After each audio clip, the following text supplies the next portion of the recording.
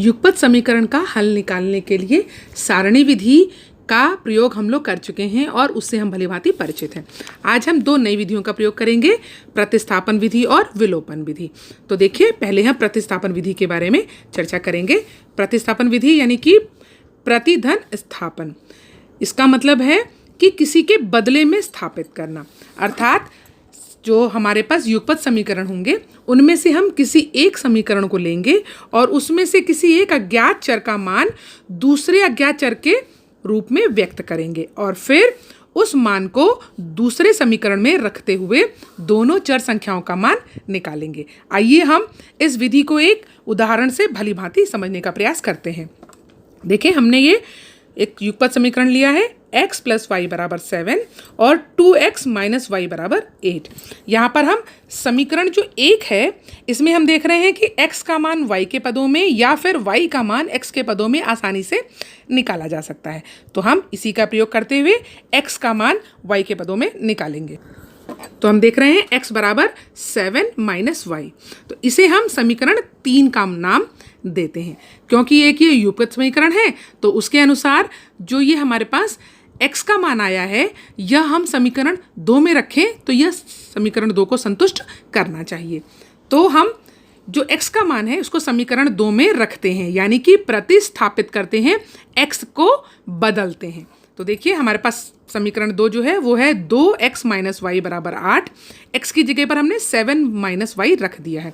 अब हम इसका सरलीकरण करते हैं तो हमें मिल रहा है 2 × 7 = 14 और -2y, और ये पहले से ही -y है, बराबर 8। तो यहाँ पर देख रहे हैं y एक जैसे पद हैं, इनका हम सरलीकरण करेंगे। दोनों माइनस माइनस के पद हैं इसलिए दोनों जुड़ जाते हैं। हमें मिल जाता है 14 - 3y = 8। अब देख रहे हैं y का मान हमें निकालना है, तो हम क्या करेंगे, y के पद को यहीं पर रहने देंगे और बाकी जो कुछ भी है उसको हम दूसरी भुजा में भेज देंगे और वो वहाँ पर अपने चिन्ह को परिवर्तित करके जाएगा। तो हमें मिल रहा है -3y = -6। अब हमें y को 3 से भी मुक्त करना है तो 3 को भी हम उधर भेज देंगे, वहाँ जाएगा, ये भाग में चला जाएगा। तो इस तरह से y बराबर हमें 2 मान मिल जा रहा है। इसको हम समीकरण 4 की संज्ञा देंगे।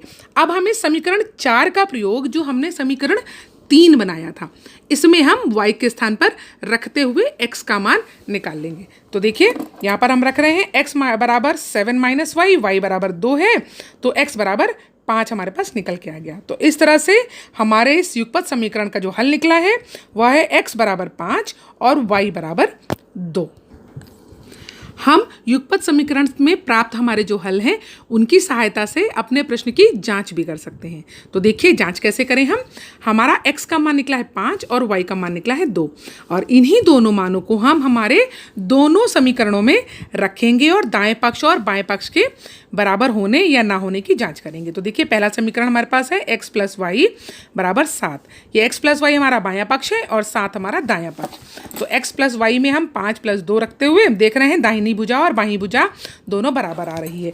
इसी तरह हम समीकरण 2 भी देखते हैं, 2x - y = 8। तो यहाँ पर भी हम x की जगह 5 और y की जगह 2, तो ये हो गया 10 - 2 = 8। तो यहाँ पर भी हमारा दाहिना पक्ष बाएं पक्ष दोनों बराबर हो जा रहे हैं। तो इस तरह से हम हमारे युगपत समीकरणों का हल निकालकर और उनकी जांच करके यह सिद्ध कर सकते हैं कि जो हमारा हल निकला है वह सही है या गलत है।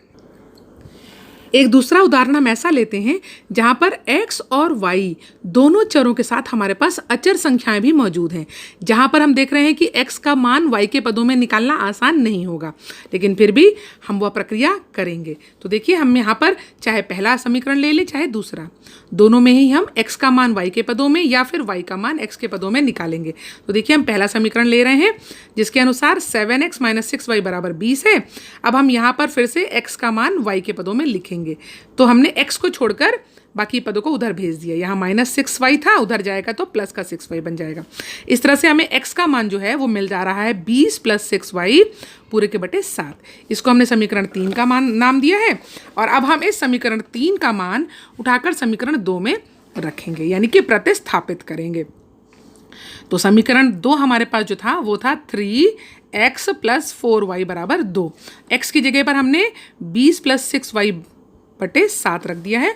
अब हम इसको सरलीकरण इसका करते हुए बीच बीच में हमें देखिए यहाँ पर परिमेय संख्याओं का योग की जो संक्रिया हमने सीखी थी उसका भी प्रयोग हमें करना होगा और उसकी सहायता से हम इसका सरलीकरण करते हुए y का मान हमारे पास -1 निकल जा रहा है। इसको हमने समीकरण 4 की संज्ञा दी और फिर पूर्व की भांति इस समीकरण 4 का प्रयोग हम समीकरण 3 में करते हुए x का मान निकालेंगे। तो x बराबर हमारे पास आया था 20 + 6y बटे 7, y का मान हमारा निकल कर आया है -1। अब हम इसको हल कर रहे हैं तो देखिए 20 - 6 यानी कि 14 बटे 7 हमारे पास है, x का मान हमारे पास 2 निकल आया। तो इस तरह से हमने देखा x बराबर 2 है तो y बराबर -1 है और यही दोनों हमारे युगपत समीकरणों का हल है। और पुनः हम इसकी जांच करते हुए x की जगह पर 2 और y की जगह पर -1 लेकर के इसके मान को समीकरण 1 और 2 में प्रतिस्थापित करते हुए दाएं पक्ष को और बाएं पक्ष के बराबर होने की जांच करेंगे। तो देखिए 7x - 6y बराबर 20 में x में हमने 2 दिया लिखा और y में -1। तो यहाँ देख रहे हैं 14 + 6 बराबर 20 और हमें पता है दाहिना पक्ष बाएं पक्ष के बराबर आ रहा है। दूसरे समीकरण के अनुसार 3x + 4y बराबर 2, तो देखिए 3 × 2 + 4 × -1, तो यहाँ पर हमें मिल रहा है 6 - 4 जो कि 2 के बराबर होता है। यहाँ पर भी हमारा दाहिना पक्ष और बायां पक्ष बराबर हो गया।